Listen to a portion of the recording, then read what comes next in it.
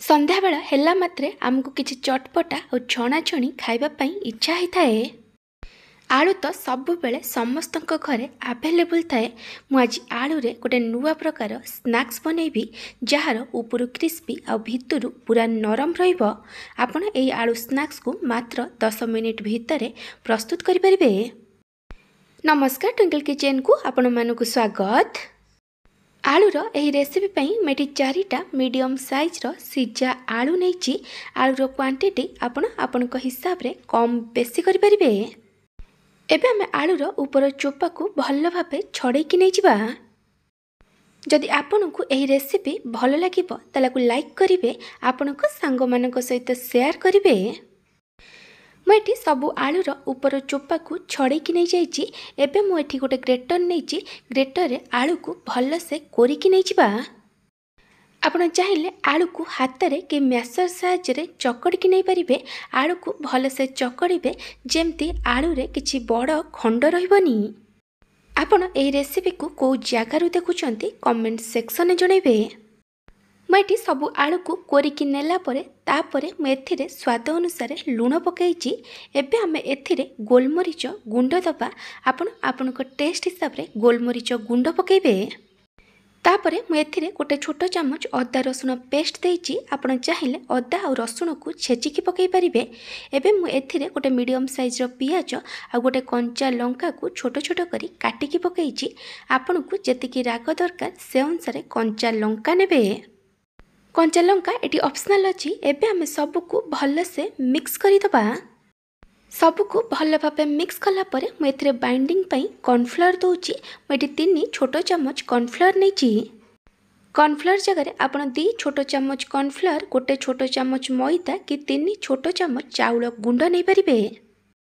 एबे हमें सबको भल से मिक्स करिदबा। आपण एथिरे अत्यधिक कॉर्नफ्लोर कि चाउल गुंड पकेइबेनी, नहले ए आलू बॉल्स खाइबा पई भल लागिबोनी। आपण एथिरे बिल्कुल भी पानी देबेनी, एमती आकु भल से मिक्स करिवे। मेटी सबको भल से मिक्स करि दैछि। आलू मिक्सर एठी रेडी हो जाइछि। एबे हमें आलू मिक्सर छोट छोट बॉल्स बनै दबा। एमती भाबे आमे सबू मिक्सर आलू बॉल्स बनै दबा। मुझे आपन को आउ गोटे आलू बॉल्स बनै कि देखै दउछि। मु आपन को गोटे छोट रिक्वेस्ट करूची, जदि एपर्यंत मो चैनल को सब्सक्राइब करि नाहंती तले सब्सक्राइब करबा को जमार भूलिबेनी। पाखर था बेल आइकन ने ऑल नोटिफिकेशन ने क्लिक करिवे। एहा द्वारा मो जो वीडियो आसीबो आपन प्रथमे देखि परिबे। जदि फेसबुक रे देखुचंती तले फॉलो करबा को जमार भूलिबेनी। मुझे सबू आलू मिक्सर बॉल्स बनै देइछि। चलंतु एबे हमें ए आलू बॉल्स को फ्राई करिबा। आलू बॉल्स को छाणिबा पई मेठी कड़ाई रे किछि तेल देई गरम होबा को रखिछि।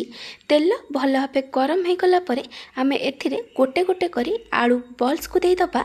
आपनको कड़ाई रे जेतिकिटा आलू बॉल्स जागा हबो सेतिकिटा आलू बॉल्स देबे।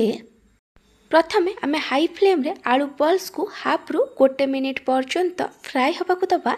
तापरे आलू बॉल्स को लेउटेबे। आलू बॉल्स को संगे संगे लेउटेबेनी, नहले ये भांगी जाई पारे। तापरे आलू बॉल्स को मीडियम फ्लेम रे फ्राई करिवे जेमती ये भल से लाइट गोल्डन ब्राउन कलर हे फ्राई हे जिवो। आपना को लो फ्लेम रे फ्राई करिवेनी, नहले ए आलू बॉल्स गुडा फाटी जाई पारे। ए आलू बॉल्स एटी भल से लाइट गोल्डन ब्राउन कलर है क्रिस्पी है फ्राई हो जाइए। एबे आमे को तेलरू छाणी दबा। आपण ए आलू बॉल्स को तेलरू छाणिला परे गोटे किचन टाउल कि टिश्यू पेपर रखिदेबे। एथिरे जो एक्स्ट्रा तेल अच्छी से किचन टाउल कि टिश्यू पेपर सोक करि जिवो। एमती भाबे आमे बाकी सबू आलू बॉल्स को फ्राई करिके नै जिबा।